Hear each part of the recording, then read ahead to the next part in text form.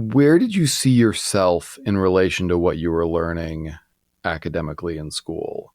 Did you see yourself in it? Oh, hell no, man. Are you kidding me? This is High Tech High Unboxed. I'm Alec Patton. And I'm Jean Katuba. I teach 7th grade humanities at High Tech Middle Chula Vista. And we'll let today's guest introduce himself. My name is Enrique Lugo.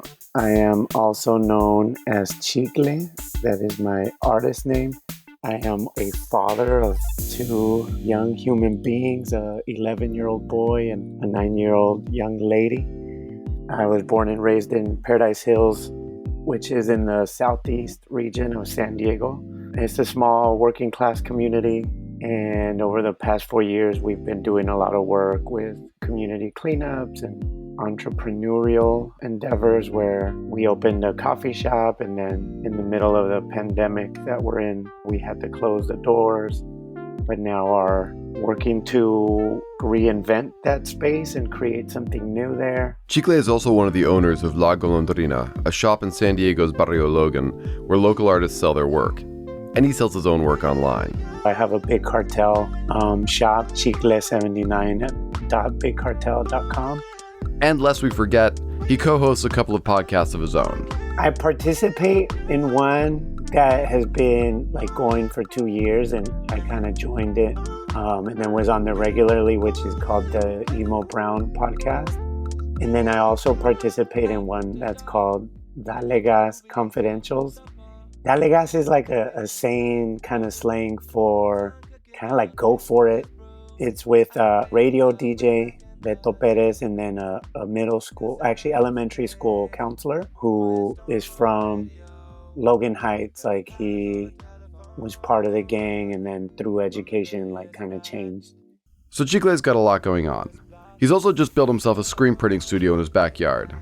Oh yeah, and there's one other thing he does. I have been a part of High Tech High for about 8 years as a classroom teacher, and then transitioned into administration as a dean of students, assistant principal.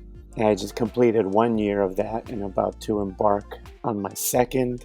We talked to Chikle about how he got to where he is today, about how he's navigated white spaces since he was a kid, and what a white space is in the first place, and about what it's been like to go from being an art teacher to being in charge of discipline for an entire school, especially right now. Let's get into it. Where'd you go to school? I actually got bussed out of the neighborhood for school. There was a magnet program for bilingual education. And since junior high, I went to school up in Point Loma. I went to Correa Junior High, and then Point Loma High School. And so was that English, Spanish? Yeah, it was really cool because as a native Spanish speaker, that was my first language. School was a little bit easier for me because the classes were in Spanish. And so at home, you were mostly speaking Spanish? Yeah. I mean, to this day, when we go over and visit my mom and dad, it's all Spanish all the time. And, at home, I don't speak Spanish with my own kids as much as I should. So my mom's always giving me a hard time about that. Why do you think you should? Because I have a lot of family that doesn't speak English. And there's going to be a point where my kids can't communicate with their own family anymore. And that's important to me. And, living on the border, it's just a different experience when you can communicate with almost everyone. So you're getting bussed out to this school. And so what was it like? Was that weird going to school in Point Loma? I didn't really think anything of it at the time. My sister's 10 years older than me, and she had done it. So I think a part of me was all right, cool, it's what we do. And then because of the magnet program, there was a good dozen of us from the same school. We had been in classes together since first grade, some of us going back to kindergarten. So there was a big group of us that would get on the bus. We were the first stop, and we'd all get on at the same time. So I think that helped, I wasn't on my own, or I wasn't trying to find new friends. I already came with kids that I had grown up with. And it's interesting because not until more recently have I really thought about that experience and how it set me up for a more positive experience in college and just life after high school because, I got to know kids from different ethnicities, like not just Latino or Filipino or Black. I was meeting kids who were Portuguese. I was meeting kids who, were like wealthy, and I didn't think much of it, but I was introduced to different genres of music, and I think that's something that I value so much now. Where did you see yourself in relation to what you were learning academically in school? Did you like see yourself in it, or did you feel like you were learning Oh, about hell no, like man. Are you kidding me? The most memorable lesson at the time was like we dissected a cat, so I learned anatomy. I'll be honest, like, I don't think I ever learned anything that made me feel like, oh shit, like I see myself. I think what helped me out in high school was that we had a screen printing class. So from sophomore year through senior year, like I was always in there. I was never really like academic. I think I always did well in school or well enough to be, out of trouble and had a good GPA. But I was like all about art, graffiti, and soccer. Like that's where I saw myself. I saw myself in my friends and the music we were listening to, going to concerts in Tijuana, getting into the mosh pit. I never really thought about the future or, my education. So why college then? College because my sister went to college. So my sister, she was also bussed out. She went to Point Loma. The one who's 10 years older, you were saying, right? Yeah, and she actually had a counselor who noticed her. My sister was going to go to fashion school. And I remember we went and took a tour in downtown San Diego. Like I saw a room full of sewing machines. Like that's what she was going to do. And then when her counselor found out, she's like, "No way." Because my sister's like she's the academic in our family. So she had like a really high GPA, and so this counselor takes her to USD. The application deadline has already passed. My sister's not only admitted, but she's offered a full ride. And from that point on, my parents would always tell me, if your sister could do it without any help, you have to do it. And then that became my sister's kind of message to me too of, you got to do it, you got to do it. And again, like soccer, art, that was my thing. I wasn't really thinking college, but my sister kept pushing me. And being a rebellious teenager, I started looking at schools that had good soccer programs because I was pretty good at the time. I wouldn't say good enough to go to the next level, but I got into Cal Poly, which at the time was in the top 25 of the nation. Wow. And so I went out there, I tried out, made it to the final cut, was invited to come back in the spring, but I didn't go any further than that. So that was like college was because my mom and sister told me I had to, and it was also like a ticket away from home, that would be okay with my parents. Sounds like you had some strong women in your life, huh? Yes, absolutely. And my sister's like she's and still like she's like a second mom to me. It's that eldest daughter of immigrant parent trope for sure. Right? Yeah. And my mom will tell me stories of like when I was of age to go to preschool that my sister found out where there was a preschool that she could take me to. She already had that spirit of, we need education. Hmm. Even though like she wasn't seeing herself in college. And I'll tell you, like my grandmother, when my sister told them she was going to go to college, my grandma told her, like, what do you mean? That's not the place for you. Like, you need to learn how to cook and clean. And so like our Hmm. family still has like a lot of those old school values. Luckily my parents didn't, and they encouraged my sister to go and myself to go. And, so definitely blessed to have a sister that, had that counselor.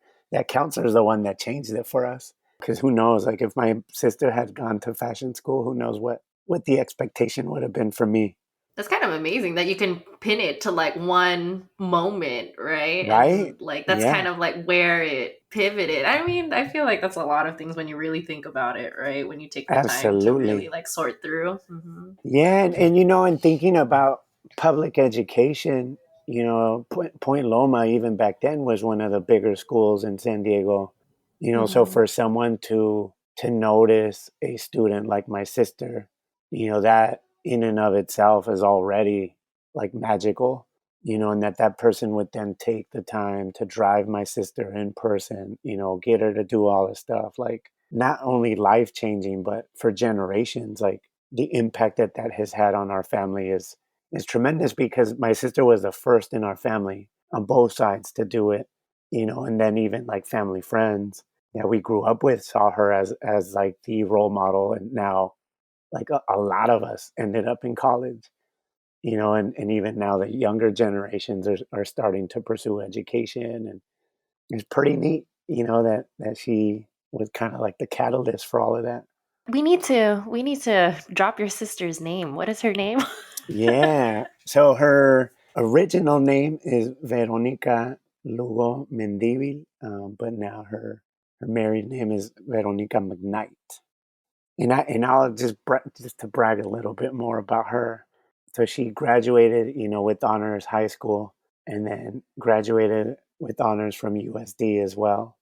So again, like she's always had that spirit, and I don't know, I'm just really proud of her, and now grateful that she did all of that because of where I get to sit. I'm a freaking dean of students at High Tech High International, like the last place. If we interviewed my 17-year-old self, like there's absolutely no way that would be what I would be doing at 41. So Chikle's sister paved the way for him to get into college. But getting into college is one thing. Fitting into college is a whole other thing. And the school where Chikle went, Cal Poly San Luis Obispo, was a culture shock. Like, I think San Diego's pretty conservative, but it's not as visible as when you hit a small community like San Luis Obispo, and it's the college town and then the folks who like live there. And then like it's a big agriculture school, so you have a lot of hardcore, conservative folks from out in the farms and ranches. And, I was meeting people that were saying like, I've never seen a Black person in person, like this is my first time. We're like, what? Like, where'd you come from? And then you realize like the whole world is not San Diego, like some folks live in very, unique environments that at the time I couldn't even imagine. Like, I thought that was the wildest thing anyone could ever say. But Chikle's time at Point Loma High School had given him a secret weapon: punk rock. When I first arrived at Cal Poly, music was a way that I connected with people that I probably wouldn't have connected with otherwise, What was some of that music that you were introduced to? I'm curious. So I grew up in the 90s, so a lot of in Point Loma, a lot of those kids were listening to, bands like Pennywise and Unwritten Law and Sublime, NoFX, which at the time they were all kind of coming up, in junior high, like Stone Temple Pilots and Pearl Jam, like they were playing in San Diego all the time. And this is before they were like really big. And kids would come into school talking about these bands. And I was like, who is that? I've never heard that. Because out here in Paradise Hills, we were mostly listening to, West Coast gangster rap. And, for me growing up with a Mexican family, like traditional Mexican music, norteño, rancheras, like all the classics, and then oldies.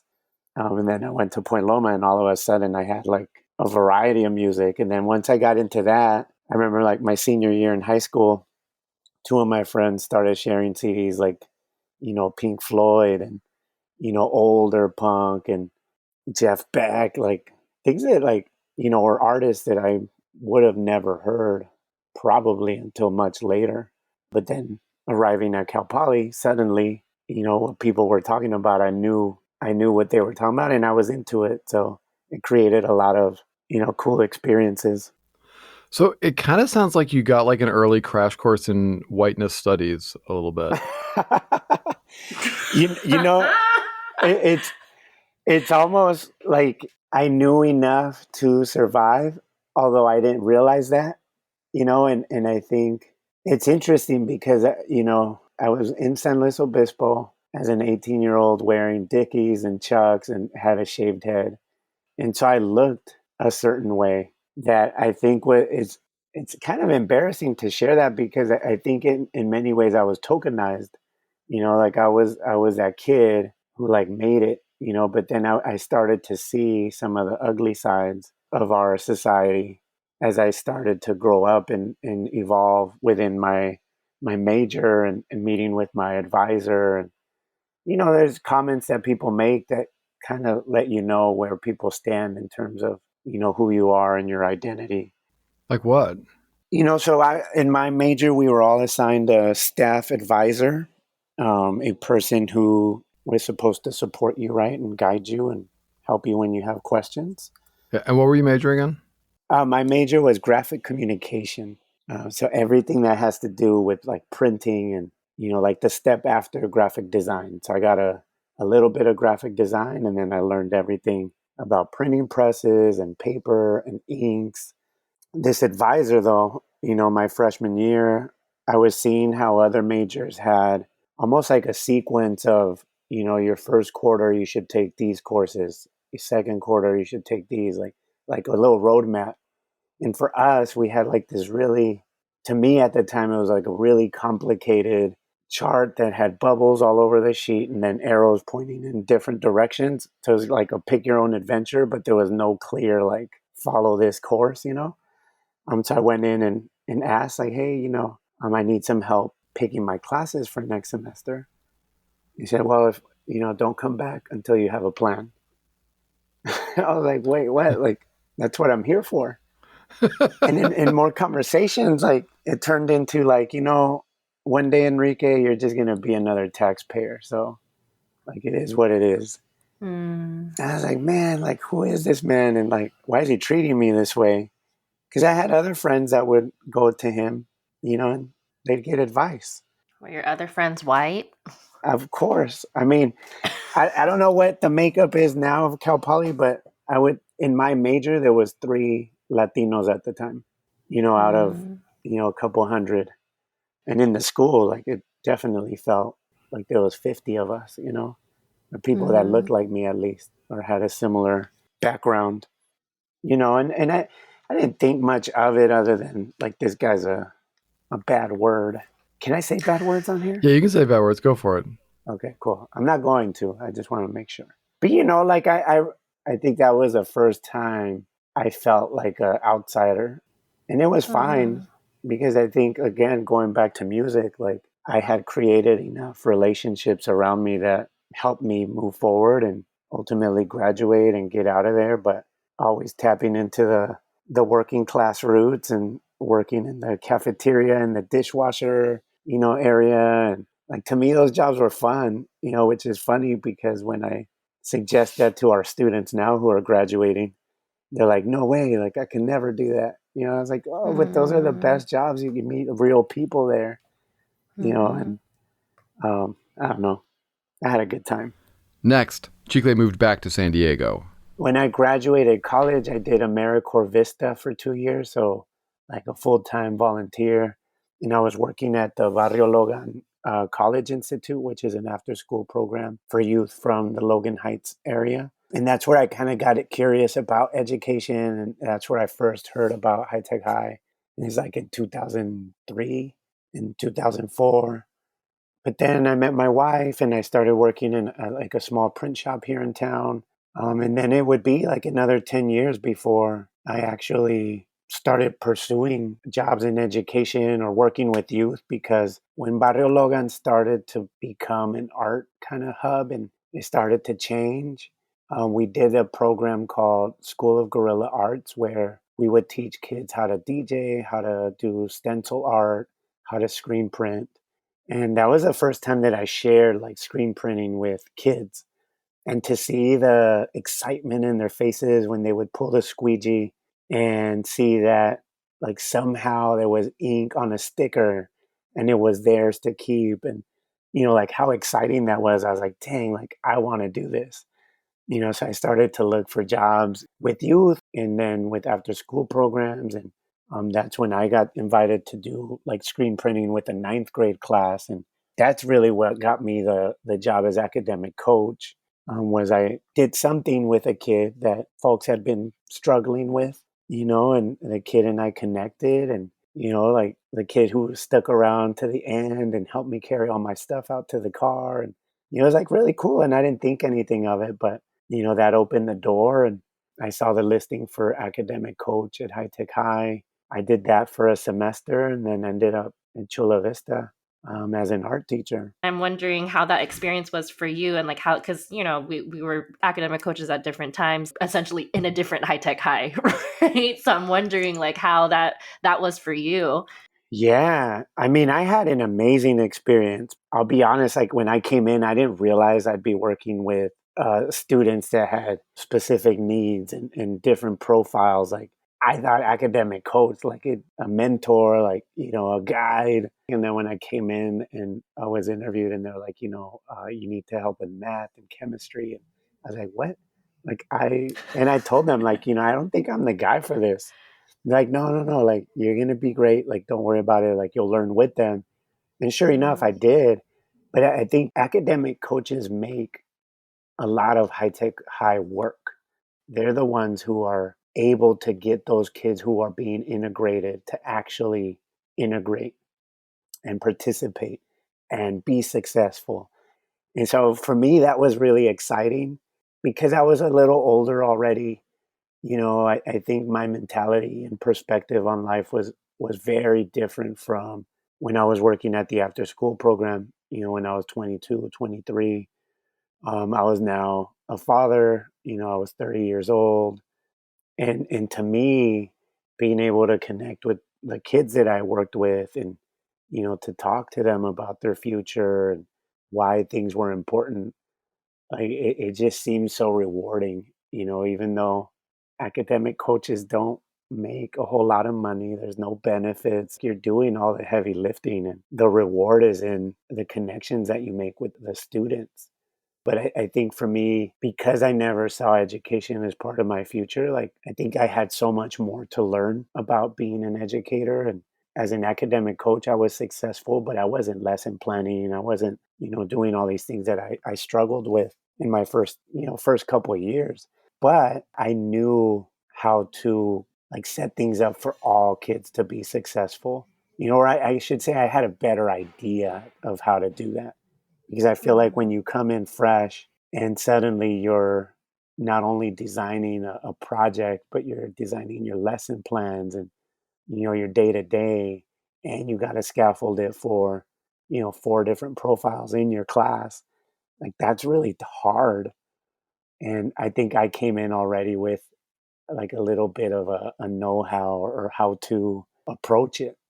Yeah, and I always talk about that. I just miss being able to be like, hey, like you look like you're having a rough day today. Like, do you want to go take a walk right now? Yeah. Where when you're Yeah. the general ed teacher, you can't do that, and Heck like no. on those walks, on those brain breaks, walking out and just like having a minute, because especially in Chula Vista, it's like such a beautiful campus, so Yeah. like I utilize that like in the back where they have like all the flowers that bloom like between January Yes. and March. Like that would be That's my kicking spot with beautiful. the kids. Like, yo, let's go, And Which I which miss that which school were you at?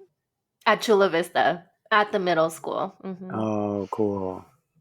Yeah. I mean, like you said, there's just so many opportunities to connect and get to know them. And I feel like, I mean, probably like the most valuable piece is just like listening to them, and I do miss that because even now in my role now is so different and so much harder to connect with kids for me now as a dean of students. And I think in large part because of the title, and then I moved to a new school. So I'm also kind of just establishing myself and building a relationship with the whole community that it was kind of like a rude awakening for me because I went from a campus where I was already kind of known to now I'm the new guy and you're the dean. So the kids already have like a little bit of a reaction to that. Mm. Um, but so I've been trying to pull back into some of my old academic coach, strategies of, talking to kids, going for a walk. And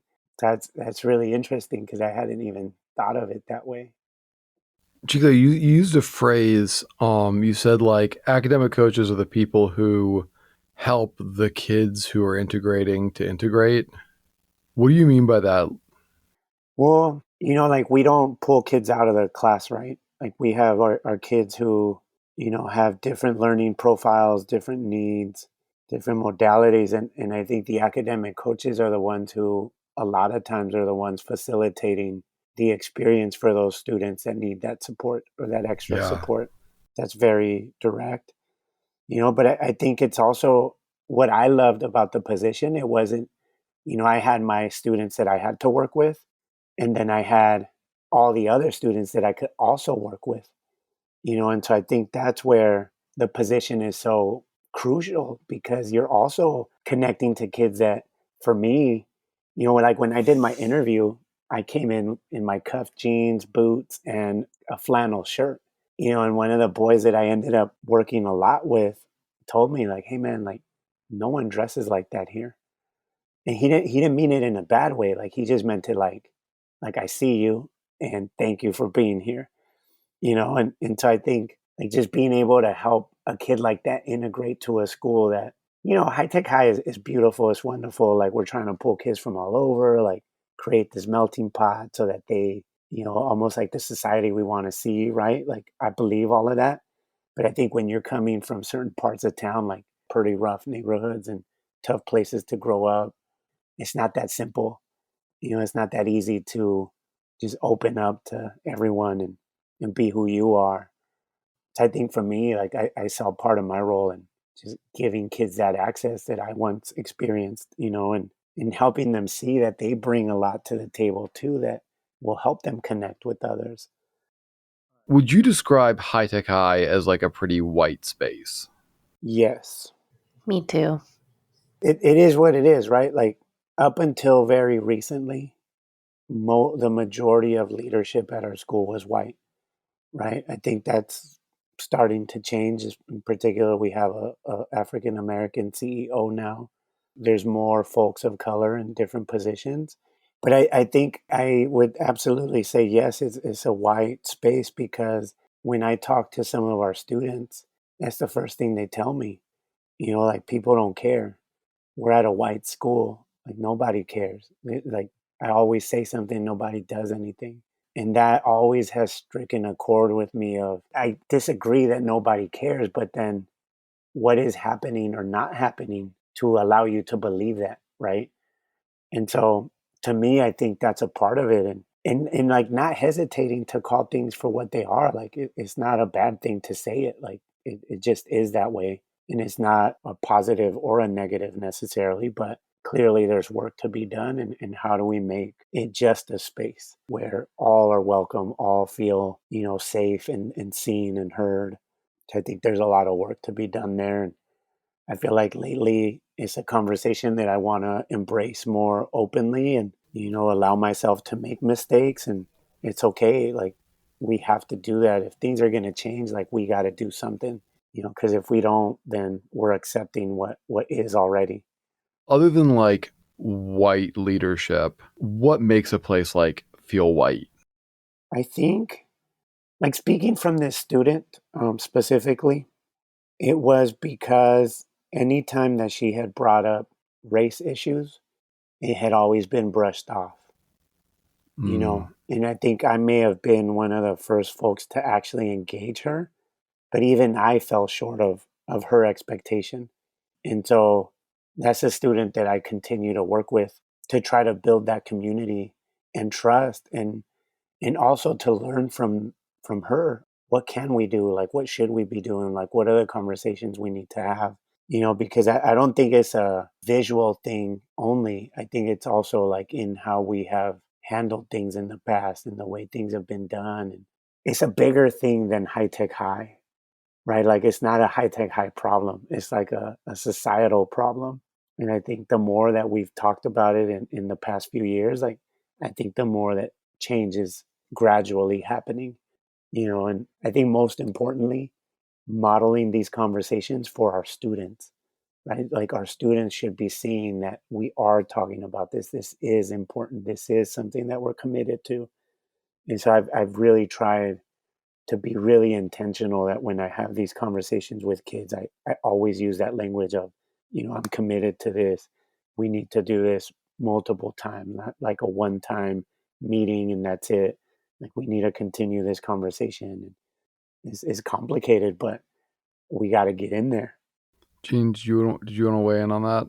Yeah, I mean, I'm also like high tech high, born and bred as an educator. Started out as an academic coach, and this is kind of just how I learned to be a teacher. And in terms of thinking about, because I agree with you, like I feel that high tech high is not just a little bit of a white space. I feel like it is really, really is a white space. And the way for me, anyway, from like my own perspective, I feel that I have to kind of like straighten up a little bit. You know what I mean? Like I need to talk a certain way. I have to wear certain things. And I can't really point to like when I internalized that, but I for sure, I always feel like that, except when I'm at Chula Vista.